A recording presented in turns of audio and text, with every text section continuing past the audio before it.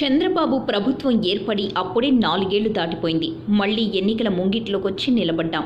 ఇప్పుడు హఠాత్తుగా చంద్రబాబుకు అయ్యో నా మంత్రివర్గంలో ఒక్క ముస్లిం మంత్రి కూడా లేడే, అరెరే నేనెలా మర్చిపోయాను, అసలు ఇన్ని రోజులు వాళ్లకు న్యాయం చేయాలని, వాళ్లకు ప్రాతినిధ్యం ఉండాలని నేనెలా విస్మరించాను. అయ్యారే ఎంత అన్యాయం జరిగిపోయింది.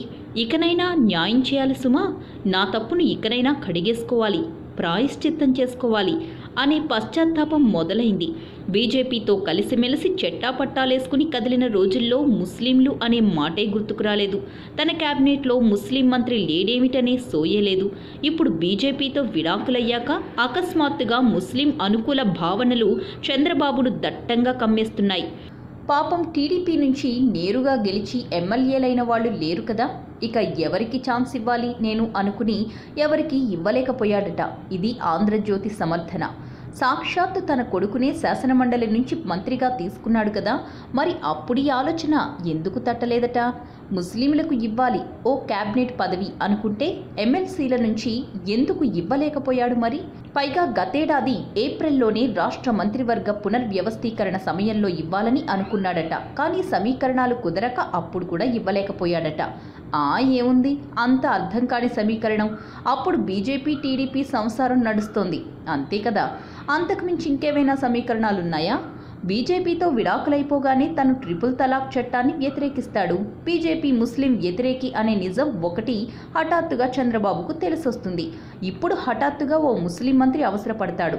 పాపం అప్పట్లో ఒక్క ఖాళీ కూడా లేకుండా మంత్రివర్గ పదవులన్నీ నింపేశాడట. దాంతో కూడా ముస్లింలకు ఛాన్స్ ఇవ్వలేకపోయాడట.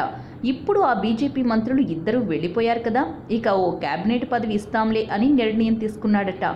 వారెవ్వా, నిజంగా చంద్రబాబు ఇన్ని ఈక్వేషన్లు, జస్టిఫికేషన్లు, క్లారిఫికేషన్లు ఇవ్వగలడో లేదో కానీ ఆంధ్రజ్యోతి మాత్రం పర్ఫెక్ట్ వాదనను ఒకటి నిర్మించి రెడీగా పెడుతుంది.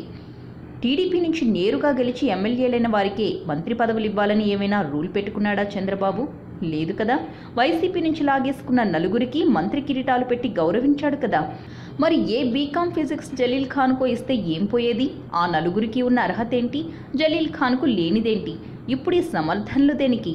వైసీపీ నుంచి వచ్చిన వారికి అవకాశం ఇచ్చేదే లేదు అనుకుంటే ఆ నలుగురు ఎవరు మరి? టీడీపీ నుంచి ఎమ్మెల్సీలుగా గెలిచిన వాళ్ళిద్దరూ ఫరూక్, షరీఫ్. ఇందులో ఫరూక్ రాయలసీమ, తనకు మండలి చైర్మన్ పదవి ఆల్రెడీ ఇచ్చాడు చంద్రబాబు. ఇప్పుడు ఓ ముస్లిం మంత్రి అర్జెంటుగా కావాలి కాబట్టి, రాయలసీమలో ముస్లింలు ఎక్కువ కాబట్టి ఆ ప్రాంత ముస్లింకే ఇస్తే బాగుంటుంది కాబట్టి ఫరూక్ని మండలి చైర్మన్ పదవి నుంచి రాజీనామా చేయించి మంత్రిని చేస్తే ఎలా ఉంటుందని కూడా ఆలోచించాడట.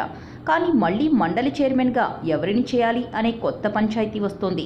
సో ఇక మిగిలిన షరీఫ్నే మంత్రిని చేసేసి ఇంకా ఖాళీగా ఉండబోయే మరో మంత్రి పదవిని అలాగే ఉంచేస్తాడట.